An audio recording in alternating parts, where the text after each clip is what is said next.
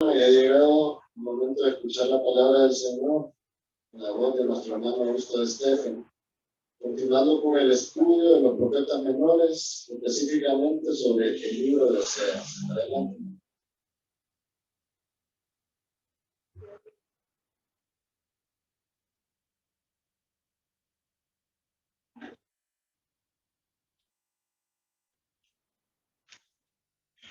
Buenas noches, hermanos, todos los presentes y también a los que nos acompañan a través de la plataforma Zoom.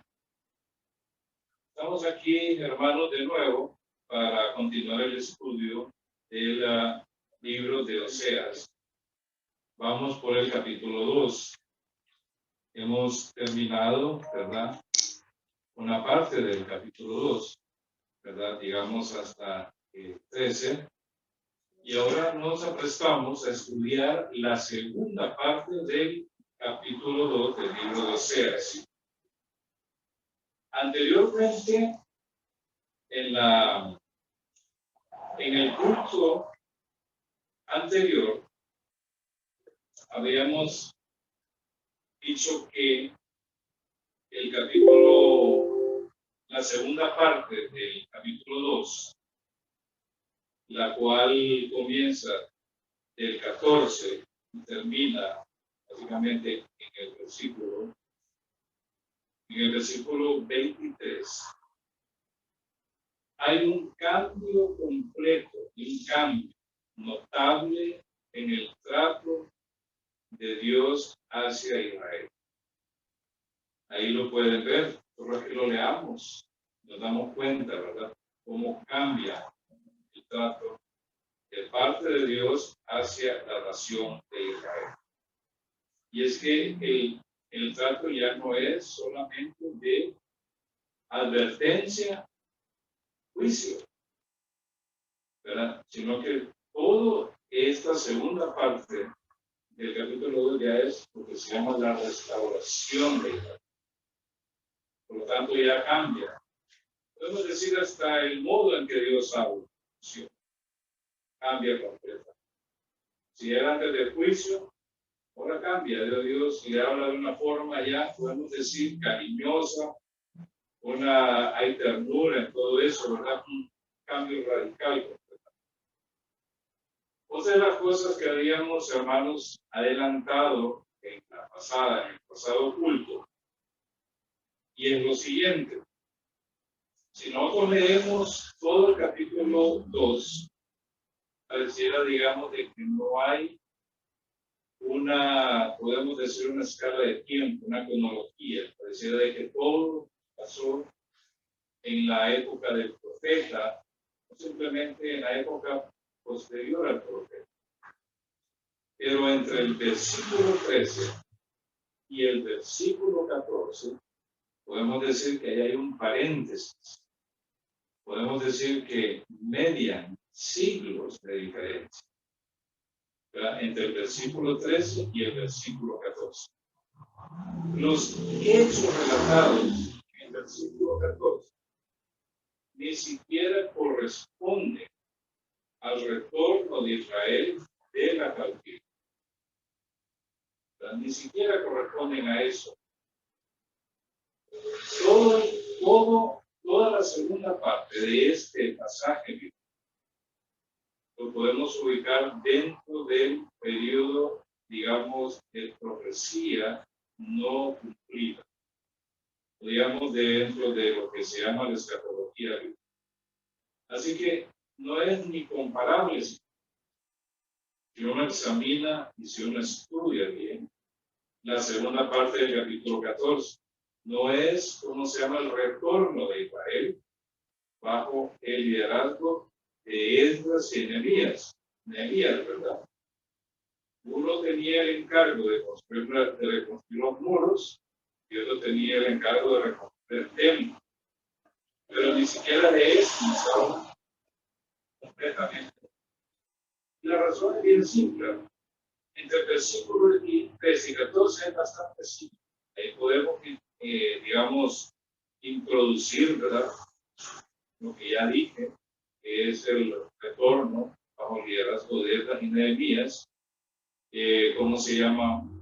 La parte, lo que se llama el periodo intertestamentario. Ahí podemos ubicar inclusive todo ¿cómo se llama? La encarnación, y podemos ubicar también en ese periodo de tiempo, en ese paréntesis, ¿verdad? La dispersión de Israel, ¿verdad? Bajo el Imperio Romano, la cual ocurrió en el año 70.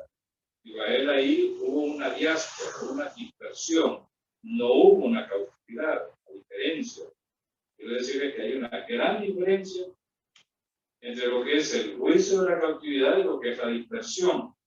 Los judíos, a raíz de la destrucción de Jerusalén, se dispersaron, ¿verdad?, por todo el Imperio Romano.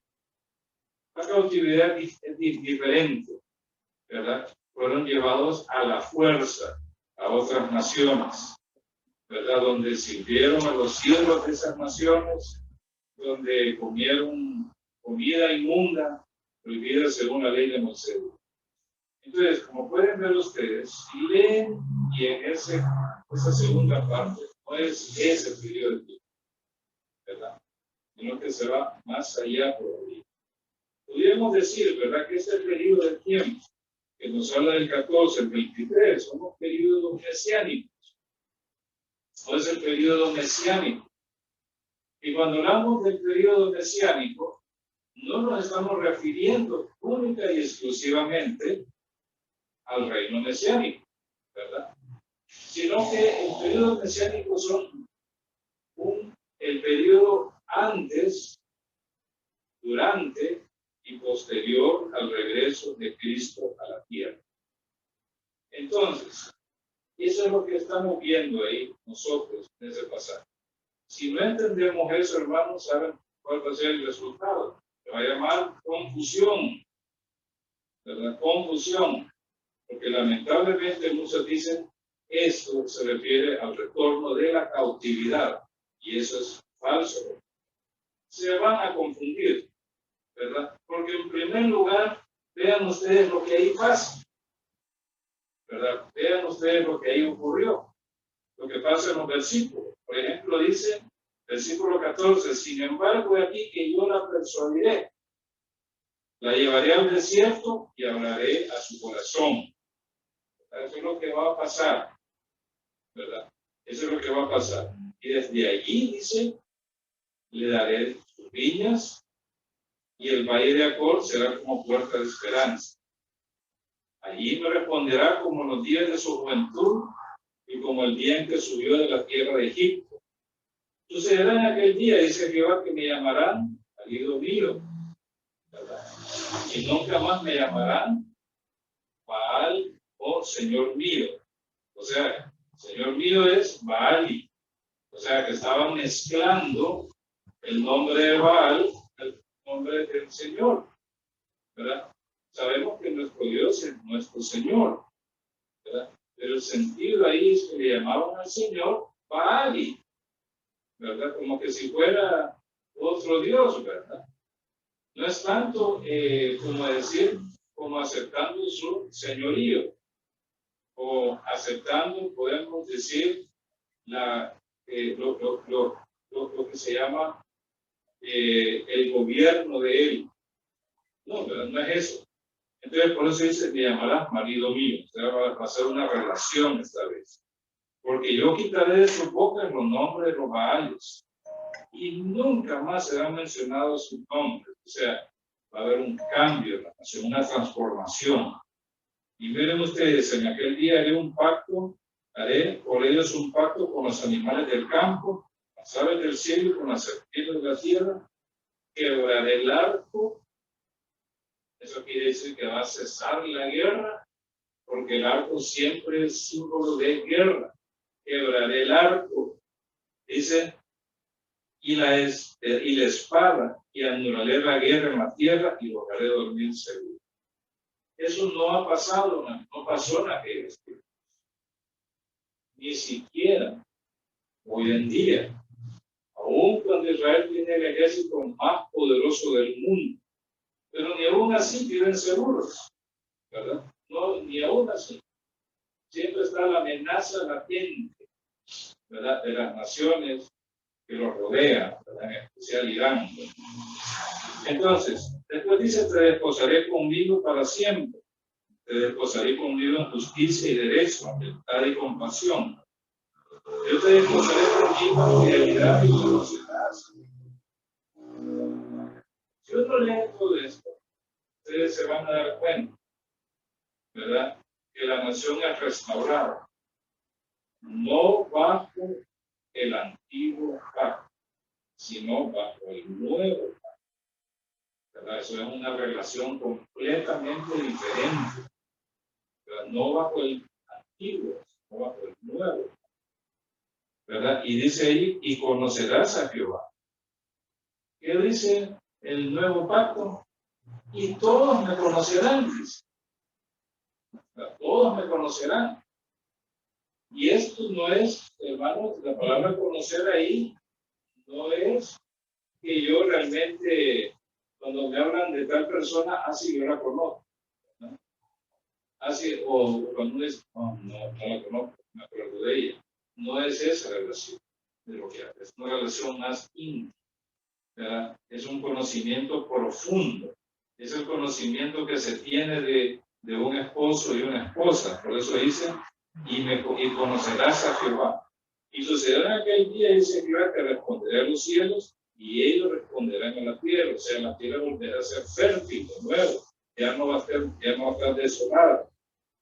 La tierra responderá al trigo y al aceite, y ellos responderán al rey. Miren ustedes, o sea, los juicios de la escasez, ahora viene la bendición de la abundancia en la tierra. Yo la sembraré para mí, dice, en esta tierra y tendré compasión de los Ruhama. Diré a Loami, o lo mire esto, y él dirá, Dios mío, ¿verdad? Es un nuevo pacto. Porque dice que ellos, ¿verdad? Jehová será su Dios. Eso nos habla el nuevo pacto. Israel ya no va a ser más, dice, los Ruhama, o sea, no compadecida. Dice que en aquel tiempo Dios le va a decir, lo amo, ¿verdad? O sea, compadecida.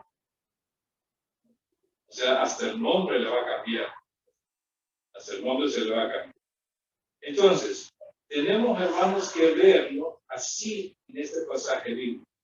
Si no lo vemos así, no vamos a entender totalmente, ¿verdad?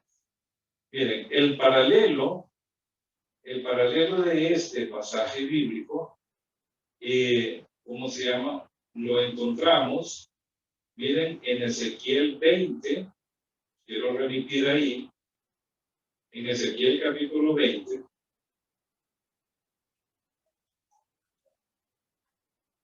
versículo 34. Versículo 34. Dice, yo os sacaré de entre los pueblos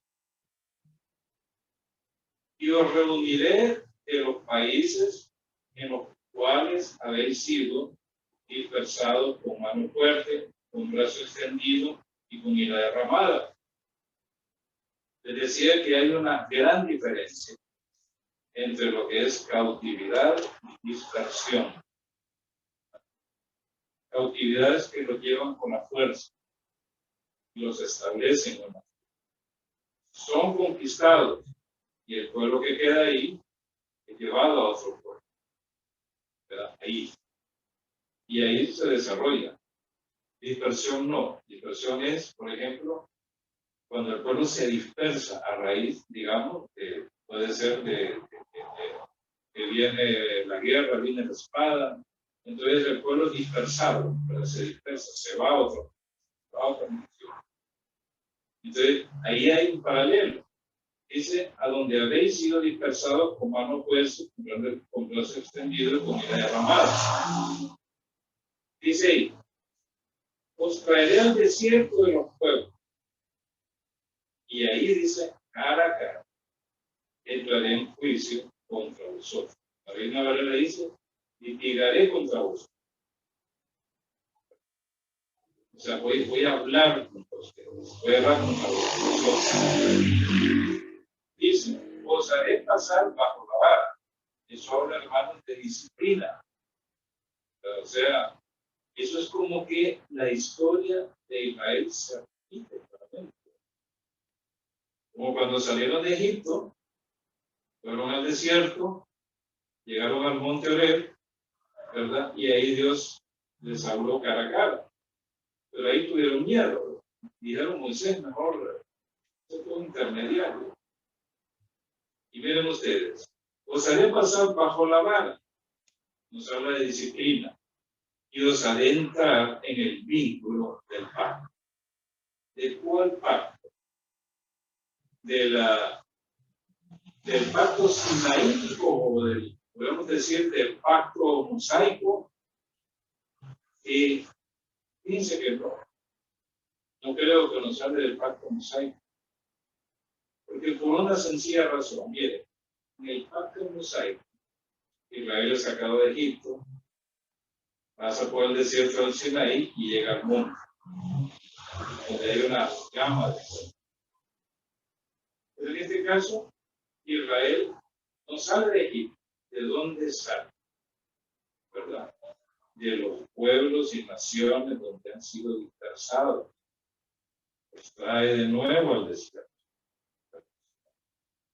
Y ahí dice que empieza, bueno, a altercar con ellos. No sé de qué hablan, ¿verdad? Pero el Señor alterca con ellos. Dice, entrar y los haré entrar en el vínculo del pacto. Este es el nuevo pacto. Y es que para que ellos entren o se vinculen al pacto, tiene, hermanos, que haber estado establecido. Obviamente, entonces, no puede ser la época antes de la encarnación. Porque antes de la encarnación estaba el antiguo pacto, el cual iba a ser temporal. El antiguo pacto era temporal. Por medio del pacto mosaico viene el conocimiento del pecado. Mismo Pablo explica claramente. Dice, ese fue nuestro ayo, nuestro tutor para llevarnos a Cristo.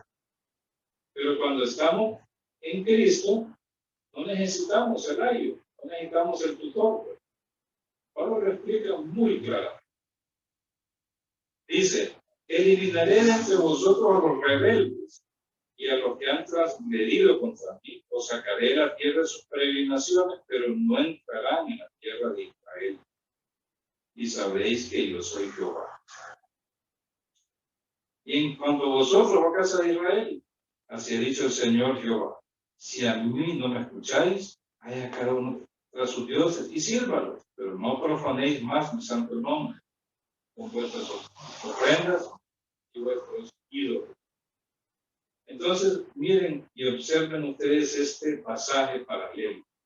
Es paralelo a todo el pasaje que estamos estudiando de Oseas. Y miren ustedes que los sacaré de la tierra de sus peregrinaciones, donde está el pueblo peregrinando. Hoy en día Israel está esparcido en todo el mundo. No hay país donde no haya un judío. Ahí está esparcido Israel, en todo el mundo. Y de ahí lo va a sacar el Señor, ¿verdad? Pero dice que los rebeldes no entrarán en la...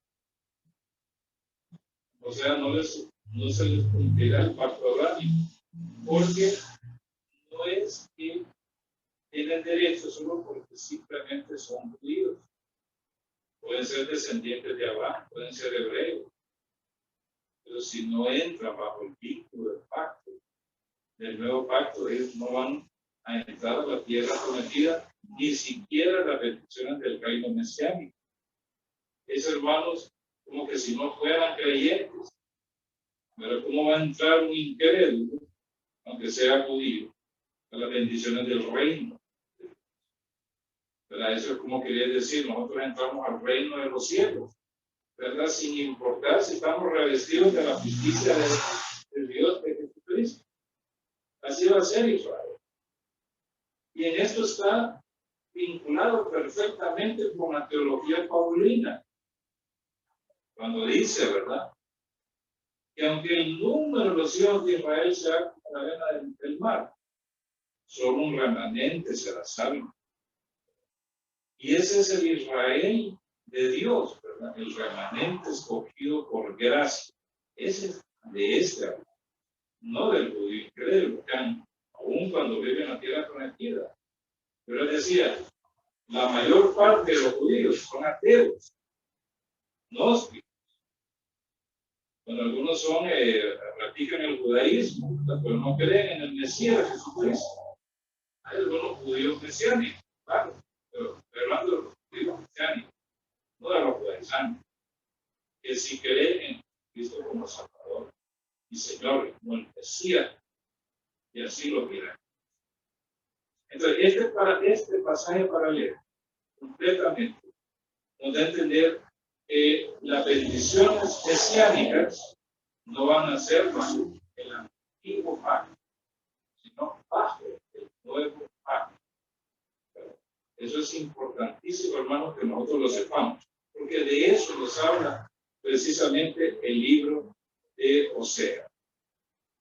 Vamos a analizar ahora, ¿verdad? Con esta breve introducción, vamos a analizar, ¿verdad?, cada uno de los versículos, ¿verdad?, cada una de las palabras, ¿verdad? Vamos a ir analizando cada una de las palabras ya del versículo 14. ¿verdad?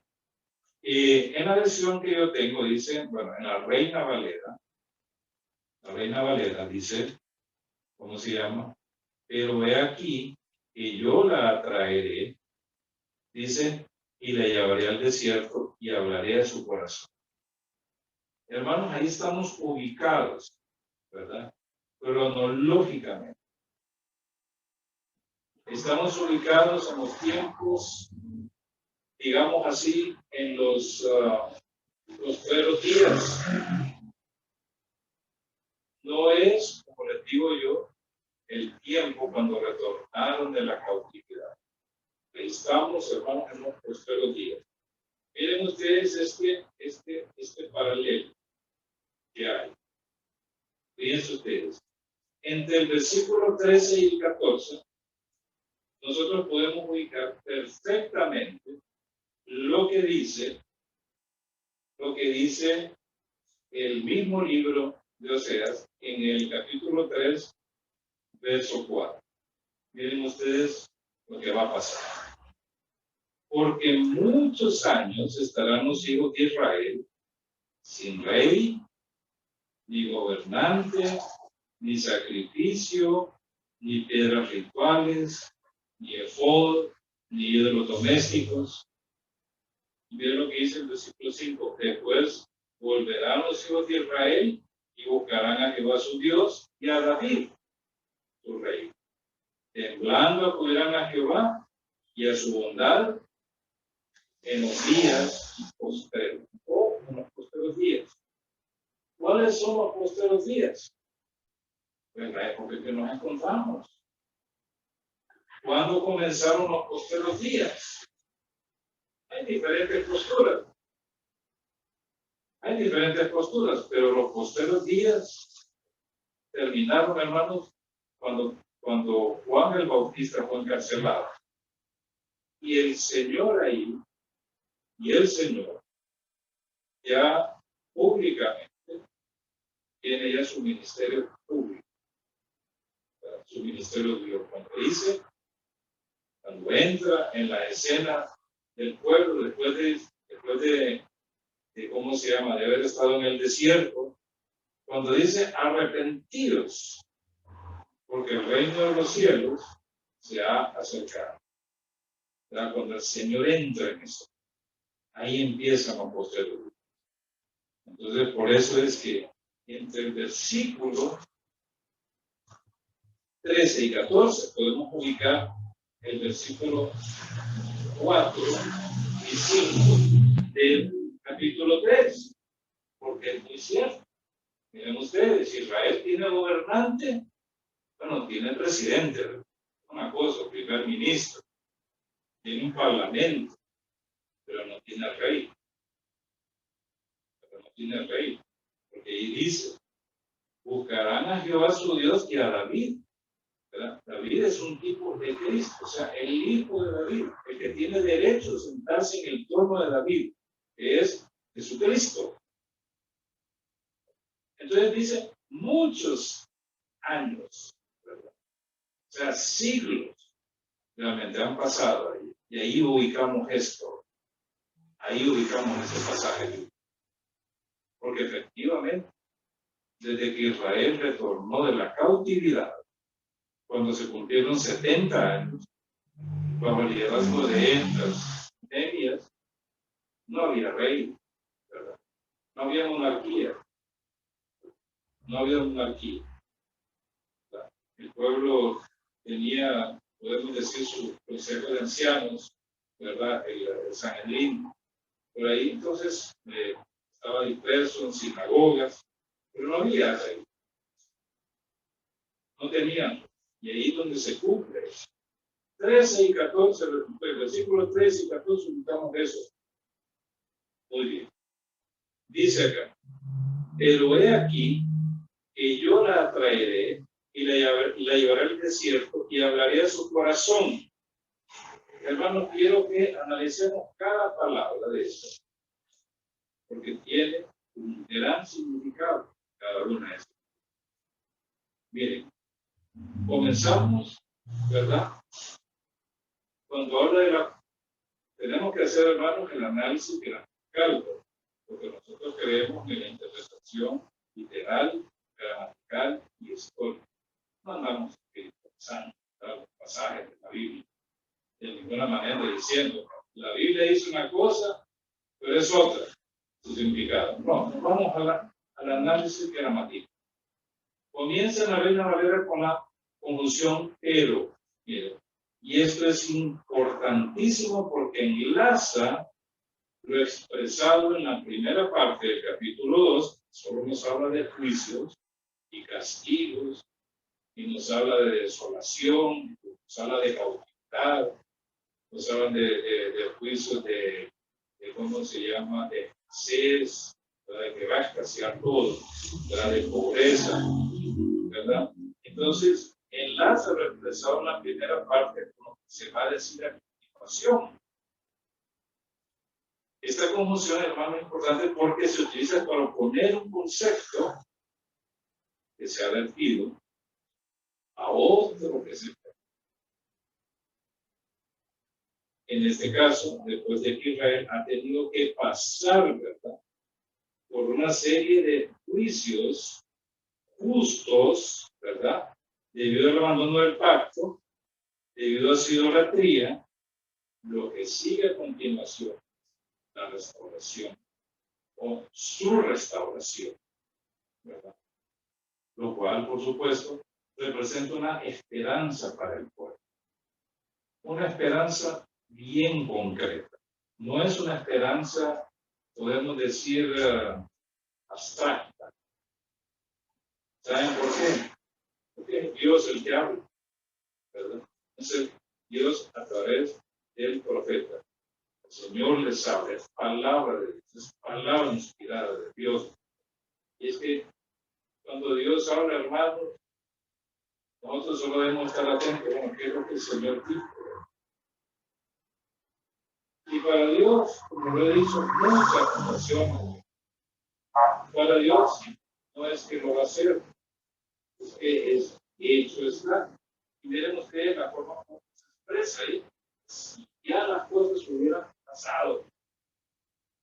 Miren ustedes el sentido, ¿verdad? Como que si ya algunas van a pasar y otras que van, que ya pasan. De todas maneras, esto que está aquí se va a cumplir. Y se va a cumplir literalmente, no espiritualmente. Algunos dicen que esto se refiere a la iglesia, absurdo. Se refiere a Israel. Se refiere a Israel. Entonces, eso representa una esperanza. También esa confusión, pero se puede traducir sin embargo, ¿verdad? También puede traducirse en el hebreo, se expresa también como a pesar de, ya lo habíamos. Que quiera entender, señores, bueno, hay juicios, a pesar de ello, Israel va a ser restaurado. No va a pasar como ellos dicen. Miren ustedes la nación, ¿verdad? Quiero que nos remitamos a Ezequiel 37. Ezequiel 37. La nación tenía un dicho ahí. Tenía, había confesado, estaba haciendo una confesión negativa por todo lo que le estaba pasando. Miren ustedes en Ezequiel 37:11. Luego me dijo, hijo de hombre, estos huesos son toda la casa de Israel. Y aquí que ellos dicen, nuestros huesos se han secado, se ha perdido nuestra esperanza, somos del todo destruidos. Ese es el dicho que corría donde el pueblo estaba ahí cautivo, ¿verdad? Ahí estaba el pueblo cautivo, ¿verdad? Sin esperanza, porque lo dice, ¿verdad? Se ha perdido nuestra esperanza, completamente. Dice, por tanto, o sea, en vista de lo que han dicho ellos, porque eso es lo que significa por tanto, en vista de lo que han dicho ellos, como tal vez una conclusión también, profetiza, diles que así hizo el Señor Jehová, ¿verdad? O Yahvé Adonai. Dice, y aquí, oh pueblo mío, yo abriré vuestros sepulcros, yo os haré subir de vuestros sepulcros, y os traeré a la tierra de Israel. Y sabréis que soy Jehová cuando yo abra vuestros sepulcros, y os haga subir de vuestros sepulcros, oh pueblo mío. Mire cómo le llama el Señor, pueblo mío.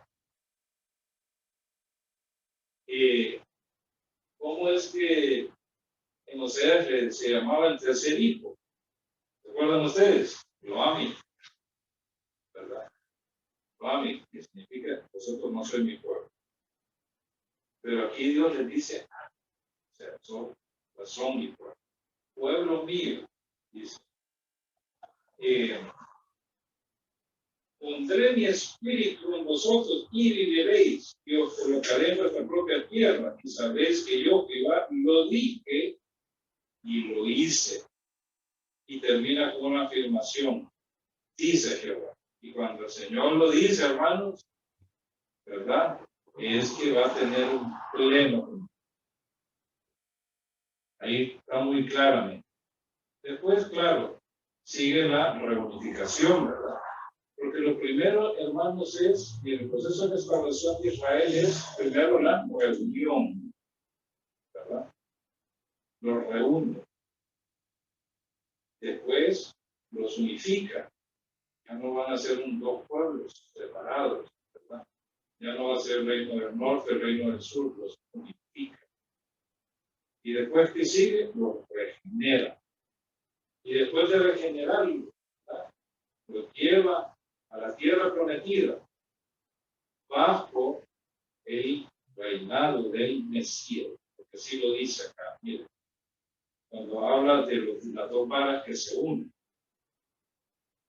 Y miren de ellos, el versículo 22 dice, haré de ellos una sola nación en la tierra, en los montes de Israel, y todos ellos tendrán un solo rey.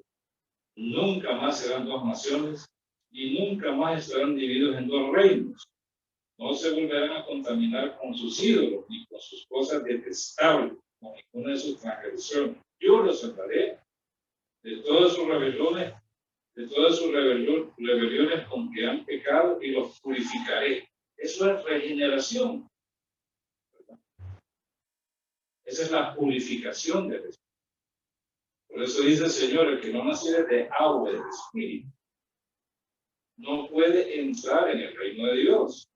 Y el reino de Dios, hermanos, es el reino de los cielos en la tierra. Glorioso, visible y judicial. Sí, es el reino de Dios. Y dice, mi siervo David será rey sobre ellos, y habrá un solo pastor para todos ellos, andarán según mi decreto, guardarán mis estatutos, y los harán por obra, habitarán en la tierra que di a mi siervo Jacob, en la cual habitaron vuestros padres, en ella habitarán para siempre ellos, sus hijos, los hijos de sus hijos, y mi siervo David será su gobernante para siempre. ¿Verdad? Y después habla ya del santuario. Entonces, vean ustedes, a pesar de que Israel va a ser restaurado, ¿quién se va a oponer a eso? A esta palabra de Dios. Por mucho que Irán se esfuerce en tener enriquecer el uranio al 90% y tener armas nucleares, pero esta palabra se va a cumplir. Miren, en todo el mundo hay un judío. En todo el mundo hay un judío, así como está la iglesia. También hay judíos, también hay sinagogas.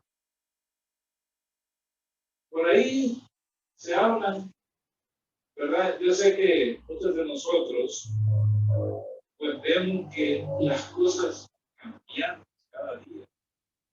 Ya las cosas no cambian cada año, sino que yo veo que en el mundo las cosas cambian cada día. Cada día. Como que se ponen más duras. Y de repente se van a poner más duras para nosotros a medida que pase el tiempo. Porque la idea es llevar a un nuevo orden mundial. Llevamos a un nuevo orden. Habrá una oposición a la iglesia, pero más que todo oposición a ella. Pero el temor dice, tendrá la tercera guerra mundial. Claro, los países tienen armas nucleares suficientes, hay como 1.600 armas nucleares en el mundo. Suficiente para destruir todo el mundo y no quedar nada, ¿verdad?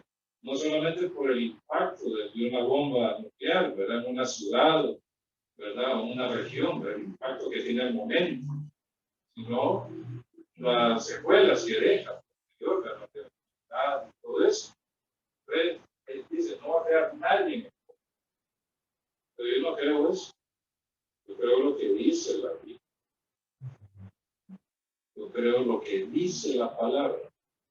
Mientras esté la iglesia, Carlos, mientras la plenitud de los gentiles no se haya terminado todavía, por entrar, no me preocupa lo que viene. De repente no va a haber, pero si hay temor. Pero sobre todo mientras haya judíos en el mundo. Porque si el mundo se llegara a exterminar así como una tercera guerra, a la que quiere llevar los Estados Unidos, muy lamentable, lo tengo que decir, ¿verdad? Y que está arrastrando a los europeos para infligir una derrota estratégica a Rusia, ¿verdad? Y no me preocupa eso. ¿Verdad? Mientras esté la iglesia y mientras haya un judío en el mundo, no va a pasar eso. Porque si llegara a pasar, triunfó el diablo, triunfó Satanás. Y entonces los pactos que Dios ha hecho, ¿verdad? En los cuales Dios mismo se ha comprometido a un curso de acción, ¿verdad? Porque eso pensaba, ¿verdad? No estaba reflexionando en la Biblia, ¿verdad? Me pongo a ver las noticias mundiales, todo. No va a pasar eso, va a pasar lo que dice la Biblia, no lo que dice el hombre, no lo que dicen los gobernantes. Eso es lo que a veces me molesta, crean, de oír a algunos creyentes, como que le creen más. Dicen, sí, es cierto, va a haber una tercera guerra. Sí, es cierto, nos vamos a morir todos, ¿verdad? Ahí están los ovnis en todo el mundo, ¿verdad? Ahí viene una flotilla de ovnis, ¿verdad? Estalló una planta por allá, están atacando los ovnis, estalló otra planta por acá, se descarriló un tren, se abrió un hoyo. No, y el Señor, en el caso no dijo el Señor que iba a pasar. ¿Y a quién se lo dijo? Los discípulos. Miren, Se levantará nación contra nación, ¿verdad? Ahora, terremotos en diferentes lugares vieron que pasó en Turquía. Ya lo sabemos, hermano. Sabemos lo que va a pasar. Y, o sea, hay un dicho que dice que no nos va a agarrar con los zapatos, que no nos agarre con la ropa, ¿verdad? Que no nos agarre en pijama, no sé. Por ahí hay un dicho que hacen, se me olvidó. Ya nosotros sabemos, porque yo le creo a este libro y le creo lo que dice la palabra. Porque lo miro desde la perspectiva de Dios. Por supuesto, algo va a tener que pasar. Como le digo, las cosas cambian en el mundo día a día. Día a día. Noticias negativas, todos los días hay, completamente. Entonces uno tiene que llenarse de la palabra. Entonces les decía que ahí, bueno, tenemos cuando dice pero, ¿verdad? El pero ese, ¿verdad? Les decía que también significa sin embargo, a pesar de, ¿verdad? Israel va a ser restaurado. Todo lo que pasa en el mundo, hermano, no crean ustedes que simplemente yo me pongo a pensar. Supongamos que Rusia sufrió una derrota estratégica y Estados Unidos quede como potencia mundial. ¿Qué pasaría? Lo primerito, hermanos, es a imponer la agenda LGTB, porque se ha visto el poder que tiene. El poder es tremendo, pueden quebrar a un país y se unen los europeos y los estadounidenses. Lo quiero. Con solo que ¿cómo se llama? Que pongan medidas restrictivas a la economía, a las importaciones, todo eso. Y dice que casi no está llegando. Digo yo, esto solamente es como, podemos decir, como un principio, ¿verdad? Cuando ocurra lo que dice Apocalipsis, de que nadie podrá comprar ni vender si no tiene la marca de la anticristo. ¿Verdad? Porque las sanciones que Estados Unidos ha puesto a Rusia son terribles, ¿verdad? Y cualquiera que pretenda hacer comercio, lo sancionan también, como amo de la economía y todo eso. Entonces, yo veo, este nuevo orden mundial como que nos va hacia eso. Vamos a tener que seguir las regulaciones en materia económica de las potencias occidentales. O sea, hacia allá vamos. Van a ver ustedes por el poco. Eso lo estamos viendo hoy en día. Pero así como, podemos decir, como una especie de nubecita. Pero cuando venga el anticristo, eso es lo que va a pasar. Entonces, dice ahí, con esa función, pero a pesar de todos los juicios y castigos que ha venido sobre Israel, el plan divino es restaurar a Israel, pero en una nueva relación de pacto, no bajo el antiguo pacto, sino bajo el nuevo pacto. Por lo que se deduce que el deseo de Dios nunca fue el de exterminar a la nación o el de reemplazarla por la iglesia. Y aquí está bien claro. Mire, este pasaje bíblico echa por tierra esa herejía que se llama la teología del reemplazo. Porque aquí no nos habla de la iglesia. Jamás nos habla de la iglesia. Tendría yo que espiritualizar estos pasajes para que nos hable de la iglesia, forzar el significado de cada uno. Porque ahí nos dice que desde el desierto, ¿verdad? ¿Cómo se llama? Le dará sus viñas. O sea, le dará y para que la tira en su tierra, ¿verdad? Para que vuelva a producir viñas. Todo. A la tierra desolada. Desde ahí Dios lo va a hacer, ¿verdad? Entonces, definitivamente, hermanos, esto nos habla específicamente de Israel, de lo que le va a pasar a la nación. La nación va a ser restaurada. Pero va a suceder algo, ¿verdad? Va a haber una nueva diáspora. Eso sí es cierto, lo que se puede deducir. Porque dice, a pesar de todo aquí, que yo la persuadiré, la llevaré al desierto, ¿verdad? Vimos en otros pasajes que la va a sacar de los pueblos y naciones donde está esparcida y la va a llevar al desierto de las naciones. Quiere decir que va a haber una nueva diáspora. ¿Cuándo va a ser esa nueva diáspora? Bueno, ya hubo una, en el año 70. Ahí hubo una dispersión de Israel. Los judíos fueron esparcidos en todo el Imperio Romano a raíz de la destrucción de Jerusalén, ¿verdad? En el año 70. Quiere decir que va a haber una nueva diáspora. ¿Cuándo va a ocurrir? La Biblia lo dice. Cuando el anticristo venga a establecer la abominación de Sodoma, que nos habla San Mateo capítulo 24. Para ello el templo tiene que ser reconstruido. Pero cuando el anticristo entra a la escena mundial como un pacificador, ¿verdad?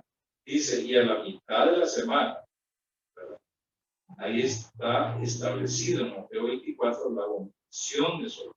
Eso quiere decir que el anticristo no es que va a entrar como entró Antíoco Epífanes al templo, ¿verdad? Al templo reconstruido por Esdras y Nehemías. Entró ahí al lugar santísimo y sacrificó un animal inmundo. Esta abominación desoladora, como lo dice 1 Tesalonicenses y 2 Tesalonicenses, que va a haber una gran imagen y la van a meter al lugar santísimo. Y el falso profeta va a ser que hable esa imagen, ¿verdad? Entonces ahí él se proclama como Dios, porque él se sienta en el trono de Dios, haciéndose pasar por. Ahí es la abominación desoladora. Claro, muchos judíos se van a alinear, pero otros judíos piadosos, esos van a ser dispersados. El Señor dice, cuando lo veáis, dice, huyan a los montes. El que esté fuera no regrese. Y así establece las cosas. Porque también va a haber predicación ahí. ¿Verdad? Ese periodo de tiempo va a haber gente predicando. ¿Verdad? Van a ser los tiempos previos a la Mesías, va a haber una conciencia, va a reavivarse ustedes. Y eso, miren, apenas una conclusión, podríamos decir, pero nos dice mucho. Nos dice un montón esta cosa. Así que, mis hermanos, aquí nos quedamos y van a ver ustedes qué interesante, ¿verdad? Lo que sigue. Es como estamos viendo las cosas hoy, ¿verdad? Que van a pasar hoy, pronto. Así que, y nos quedamos, que Dios les bendiga a todos.